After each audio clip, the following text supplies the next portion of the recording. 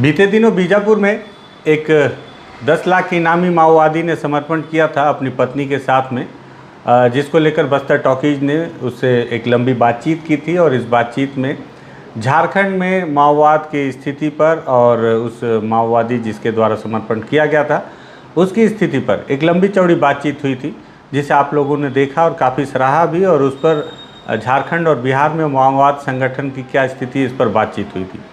इस बातचीत के होने के बाद और इस वीडियो को रिलीज़ करने के बाद माओवादी संगठन ने भी इस वीडियो को देखा और अब झारखंड से एक पत्र बस्तर टॉकीज़ के पास पहुंचा हुआ है, जो माओवादियों के द्वारा जारी किया गया है। इस पत्र में माओवादियों ने उस समर्पित माओवादी के ऊपर कई गंभीर आरोप लगाए हैं और उसके द्वारा दी गई जानकारियों को झूठा बताया है। तो इस पत्र पर एक लंबी बातचीत करेंगे। नमस्कार, मैं विकास तिवारी हूं और आप बस्तर टॉकीज़ देख रहे हैं। दरअसल क्या है कि माओवादी अधिकतर पुलिस के सामने समर्पण करते हैं और जब माओवादी समर्पण करते हैं तो उसके बाद पुलिस जो है उनका चारित्रिक चित्रण करती है। पुलिस बताती है कि ये कितने लाख का इनामी नक्सली था, कितने साल से संगठन में था और कौन सा हथियार रखता था। इसके साथ ही साथ कई बार देखा जाता है कि समर्पण के बाद पुलिस जो है जैसा चाहती है समर्पित माओवादी उसी तरह का बयान मीडिया के सामने जारी किया करते हैं।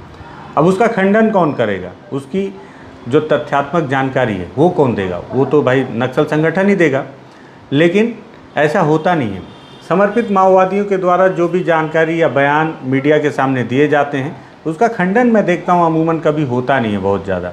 लेकिन ये एक अच्छी चीज़ है कि जो माओवादी ने बीजापुर में बीते दिनों समर्पण किया था उसके बस्तर टॉकीज़ में बातचीत करने के बाद माओवादी संगठन के द्वारा एक 2 पन्ने का विस्तृत प्रेस नोट जारी किया गया, जिसमें उन्होंने बस्तर टॉकीज़ और मेरा नाम का उल्लेख भी किया है। और उसमें उन्होंने बताया है कि उस इंटरव्यू में जो माओवादी ने जितनी जानकारियां दी उसमें कितनी जानकारियां झूठी हैं और मनगढ़ंत भी हैं। दरअसल उस समर्पित माओवादी का नाम लालू मुड़ियामी था, जो कि झारखंड में सक्रिय था। 10 लाख रुपए का इनाम था उस पर। और जब उसने समर्पण किया तो बताया जाता है कि वो एक बड़े पद पर पहुंच गया था, इसी वजह से उसके ऊपर 10 लाख रुपए का इनाम घोषित किया गया था। बताया जाता है उसने खुद भी ये जानकारी दी थी कि वो बीजापुर का है और पुलिस के अनुसार भी वो गंगालूर क्षेत्र का रहने वाला है। और उसने जो है सुधाकर नामक एक बड़े जो माओवादी लीडर है उसके गनमैन के तौर पर और उन्हें यहाँ से झारखंड तक पहुँचाने का जिम्मा उन्हें मिला था। और इसी तरह से वो झारखंड पहुँचा, बिहार पहुँचा और वहीं रहने लगा और वहाँ के संगठन में सक्रिय होकर बड़े पद पर पहुँचा। पढ़ा लिखा था, जिस वजह से उसने बताया कि उसे बड़ी जिम्मेदारियां मिली और कई काम करने का मौका दिया। उसकी चालाकी और उसकी नेतृत्व क्षमता को देखते हुए संगठन ने उसके पद पे विस्तार भी किया है। इस तरह की जानकारी देते हुए तब उसके ऊपर 10 लाख रुपए का इनाम घोषित किया गया था। पुलिस और समर्पित माओवादियों के बयान मिले जुले थे, जिस आधार पर हमें भी लगा कि भाई झारखंड और बिहार में माओवाद की क्या स्थिति, इस पर बातचीत होनी चाहिए। और अब जो भारत की कम्युनिस्ट पार्टी माओवादी दक्षिण जोनल कमेटी है, इनके द्वारा 2 पन्नों का प्रेस नोट भेजा गया है। और इस प्रेस नोट में अशोक जो प्रवक्ता हैं दक्षिण जोनल कमेटी के, उनके द्वारा इस प्रेस नोट को जारी किया गया है। इसमें उन्होंने कई गंभीर आरोप उस समर्पित माओवादी जो है लालू मुड़ियाम उसके ऊपर लगाए गए हैं। उन्होंने लिखा है कि गद्दार लालू मुड़ियाम उर्फ समीर चारित्रिक रूप से अधपतित होकर दुश्मन के सामने आत्मसमर्पण किया है और अपनी गलती को छुपाने के लिए उल्टे पार्टी के ऊपर ही विभिन्न किस्म का आरोप लगा रहा है। दक्षिण जोनल कमेटी भाकपा माओवादी उसकी पार्टी की सदस्यता को रद्द करती है और पार्टी से निष्कासित करने की घोषणा भी करती है। मतलब ये मैं देख रहा हूँ कि समर्पण करने के बाद तो ऑटोमेटिक ही जो माओवादी वो संगठन से बाहर आ जाता है, लेकिन पार्टी के द्वारा ये घोषणा की जा रही है कि अब उसे पार्टी से निकाल दिया गया है। इसके पहले यह हो सकता है कि अगर समर्पण करने के बाद, जैसे एक बार मैंने सुना था कांकेर में एक माओवादी ने समर्पण किया था और बाद में वो हथियार लेकर वापस भाग गया था जंगल की ओर। तो कई दफ़े समर्पण के पीछे ये कहानियाँ भी निकल कर आती हैं। तो मुझे लगता है कि समर्पण करने के तत्काल बाद भी उस माओवादी को कभी भी जो संगठन है वो निष्कासित नहीं करता है।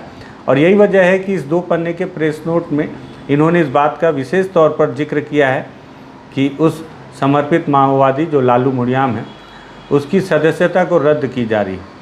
इसमें उन्होंने उसके प्रति तीव्र घृणा और विरोध प्रकट किया गया है और लिखा है कि गद्दार लालू मुड़ियाम उर्फ समीर छत्तीसगढ़ के दंडकारण से गद्दार सुधाकर उर्फ शरद जो सीसी सदस्य था, मैंने बताया कि सीसी मेंबर जो सुधाकर है जिसके लिए सुरक्षा गार्ड दस्ते में लालू मुड़ियाम बिहार और झारखंड गया हुआ था, और उसकी पत्नी माधवी उर्फ नीलिमा उस वक्त जिसका नाम रीजनल में वो सदस्य थी कि गार्ड दस्ते के साथ 2015 में Bihar Jharkhand special area committee के कार्य क्षेत्र बिहार झारखंड में आया था। वह उस वक्त गार्ड दस्ता का कमांडर था और 2018 तक गार्ड दस्ता में कार्यरत था। उस समय तक गार्ड की जिम्मेदारी बहुत ही दक्षता के साथ निभाया। वह घर से ही 8वीं तक पढ़ा था, इसलिए पार्टी में आने के बाद राजनीतिक क्लास और सैन्य प्रशिक्षण में हिस्सा लेने से राजनीतिक सैनिक मामले में उसकी कमोबेश समझदारी और बढ़ी। 2018 के अप्रैल महीने में सुधाकर और मांडवी के गार्ड दस्ता के रूप में कार्यरत दक्षिण छत्तीसगढ़ दंडकारण के सभी साथियों को गार्ड के कार्य से मुक्त कर दिए थे। कुछ विशेष कामों से समीर सहित 3 साथियों को सुधाकर 2018 के अंत तक साथ में रखा था और 2019 के जनवरी महीना में सुधाकर समित सहित तीनों साथियों को छोड़ दिया था। तो इस तरह की जानकारी भी। अब 2015 में लालू छत्तीसगढ़ से बीजे सैग क्षेत्र में आने के बाद 1 वर्ष झारखंड रीजन में शरद और माधवी के साथ था। इसके बाद 2016 के जनवरी महीना में बिहार रीजनल के कोयल संघ जोन में गया और वहीं कोयल संघ जोन यानी सिमडेगा, गुमला, लोहरदगा और लातेहार और गढ़वा जिले में सुधाकर मांडवी के साथ 2018 तक गार्ड के रूप में रहा और काम भी किया। समीर उस जोन में अलग से कोई सांगठनिक काम और सैनिक कार्य का संघर्ष में हिस्सा नहीं लिया। जिस तरह से समीर ने उर्फ लालू मुड़ियाम ने बताया था हमारे साथ इंटरव्यू में कि किस तरह से उसने वहाँ पे जाके बड़े बड़े कामों को अंजाम दिया, जिस वजह से उसे पदोन्नति मिली। तो उसका खंडन करते हुए इस पत्र में लिखा है कि उसने इस तरह का कोई भी काम नहीं किया गया, क्योंकि गार्ड की जिम्मेदारियां जो हैं वो नेतृत्व कार्यों को सुरक्षा प्रदान करने की विशेष जिम्मा के बतौर रहता है। सुरक्षा को छोड़कर उन्हें कोई भी दूसरा काम नहीं दिया जाता। इसके साथ ही यहाँ पे जिक्र किया गया है कि बस्तर टॉकीज़ के पत्रकार विकास तिवारी को दिए इंटरव्यू में समीर जो बताता है कि बिहार रीजनल में उसने बहुत काम किया है और कई संघर्षों में हिस्सा लिया है, वो अपनी काबिलियत दिखाने के लिए और अपनी गलती को छुपाने के लिए सफ़ेद झूठ बोल रहा है। इस बात का जिक्र है यहाँ पे। साथ ही साथ जब 2019 के जनवरी में बिहार रीजन से झारखंड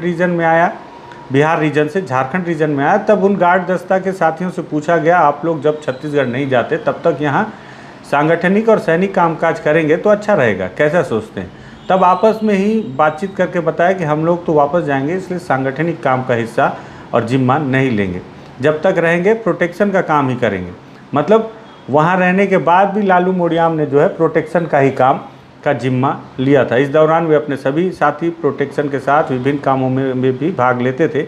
उधर छत्तीसगढ़ तरफ जाने का रास्ता बाधित हो जाने की बात, जो कि लालू मुड़ियाम ने भी बताया था कि छत्तीसगढ़ आने का रास्ता बाधित हो गया है, की स्थिति में कुछ साथी इधर झारखंड में काम करने की इच्छा जताए, जिसमें समीर भी एक था।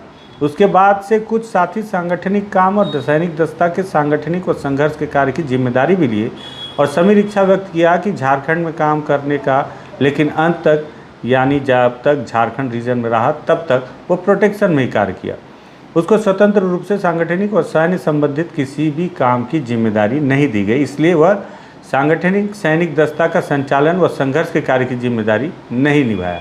इसलिए बस्तर टॉकीज़ को दिए इंटरव्यू में जो बताया कि उसके कामकाज की योग्यता व क्षमता को देखते हुए उसकी पदोन्नति झारखंड रीजनल कमेटी में हुई, यह झूठ है।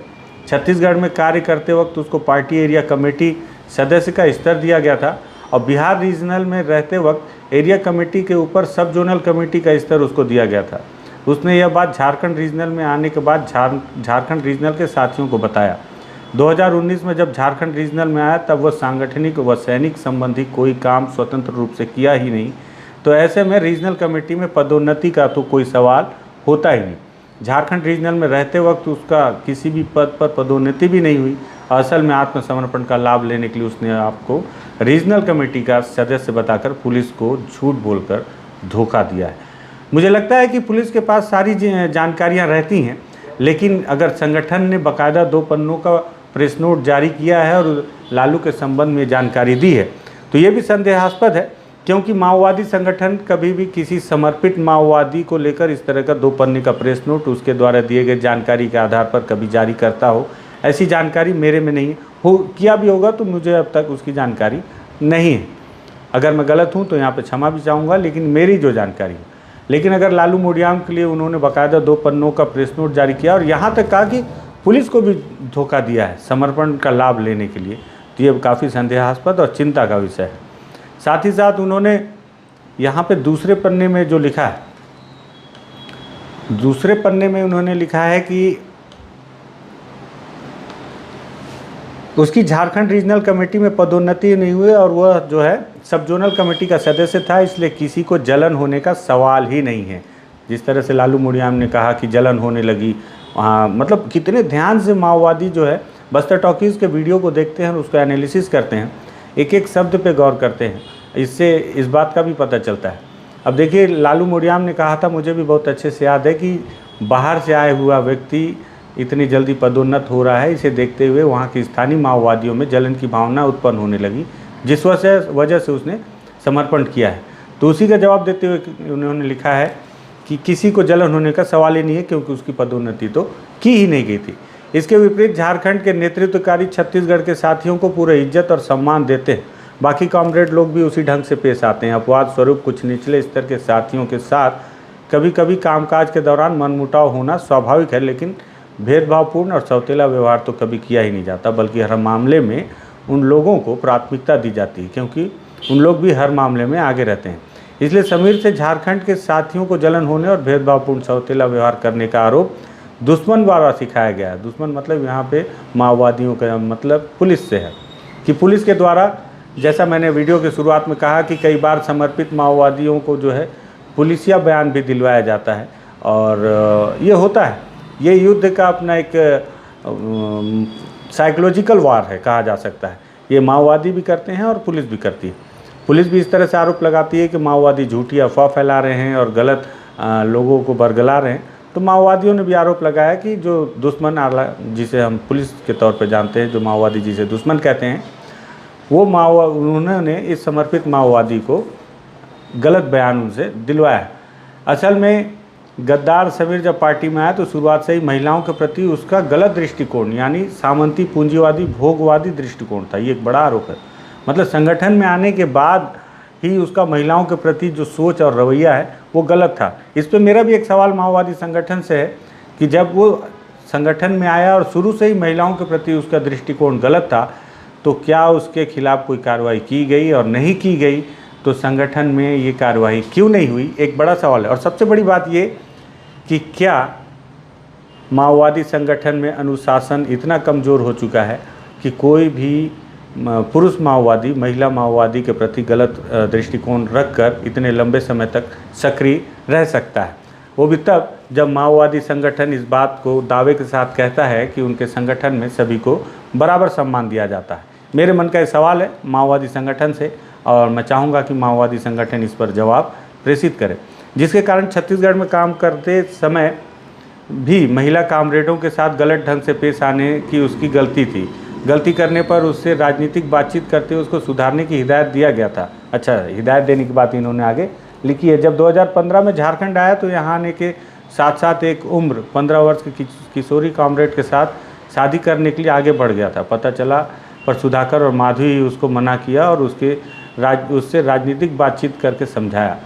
फिर जब 2016 में बिहार रीजनल में गया तो फिर वही गलती दोहराया, और 2019 में जब झारखंड रीजन में गया तो यहाँ भी उसका कम उम्र के किशोरियों के साथ पेश आने की कमजोरी देखे जाने के पर नेतृत्वकर्ता साथ ही उसको टोके और इस तरह के गलत ढंग से पेश नहीं आने की हिदायत दिया गया। मतलब लगातार उसे हिदायत दी जा रही है, लेकिन उस पर कार्रवाई नहीं की जा रही है, जबकि आपको कार्रवाई करनी चाहिए थी माओवादी संगठन को अपने, अगर महिला कॉमरेड के साथ में, महिला साथियों के साथ में अगर उसका व्यवहार इस तरह से था। ये एक सवाल है संगठन से, लेकिन वह सुधरने के बजाय आगे बढ़ा। अभी जिस किशोरी को लेकर भागा है और शादी करने की बात बता रहा है, उसे शादी करने की इजाज़त तो पार्टी नहीं दी और ना ही दे सकती, क्योंकि उसकी उम्र मुश्किल से 15 वर्ष होगी। मार्च 2022 में एक रोज़ रात 8 बजे उस किशोरी के साथ आपत्तिजनक स्थिति में उसके टेंट में पाए जाने पर उस विषय में मीटिंग हुई और समीर को पार्टी पद से निलंबित कर दिया गया था।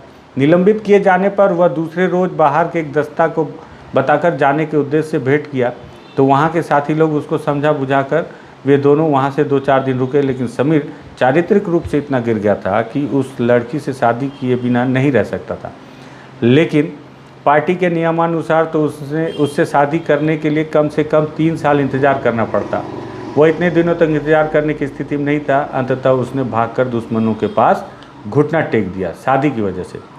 और देखिए यहाँ पे ये भी लिखा गया है कि प्रेस नोट में कि उसे निलंबित, समीर को पार्टी पद से निलंबित कर दिया गया था। अच्छा, पार्टी पद से निलंबित कर दिया गया था, ठीक, मतलब उसकी सदस्यता समाप्त नहीं की गई थी, जैसा कि पत्र के पहले लिखा है। इस तरह चारित्रिक रूप से अधपतित होकर वह झारखंड से भागकर छत्तीसगढ़ गया है और छत्तीसगढ़ में भी पार्टी के सामने मुंह दिखाने लायक उसकी स्थिति नहीं रह गई, क्योंकि उसके गांव और उसके परिवार से भी और भी लोग पार्टी में हैं।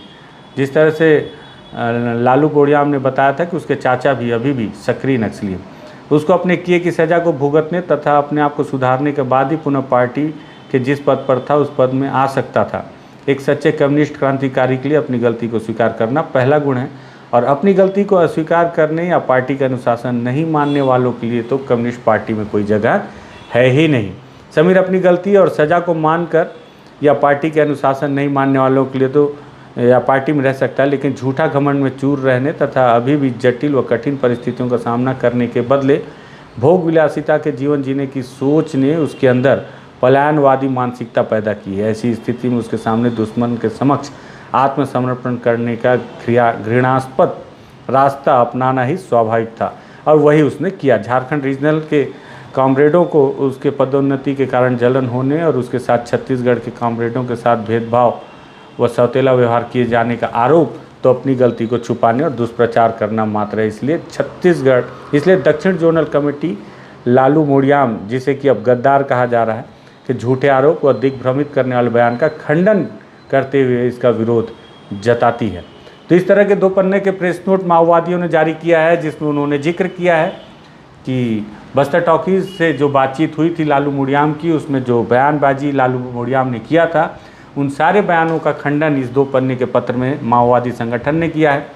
मुझे लगा कि माओवादी जब समर्पण करता है और हम उसकी बातचीत को सुनते हैं, तो संगठन के द्वारा अगर उसके खंडन में 2 पन्ने का पत्र जारी किया गया है, तो इसे भी हम दर्शकों को सुनना चाहिए, आप दर्शकों को सुनना चाहिए, जिससे कि आपको समझ में आए कि माओवादी संगठन के अंदर क्या चल रहा है और साथ ही साथ समर्पण में क्या चल रहा है।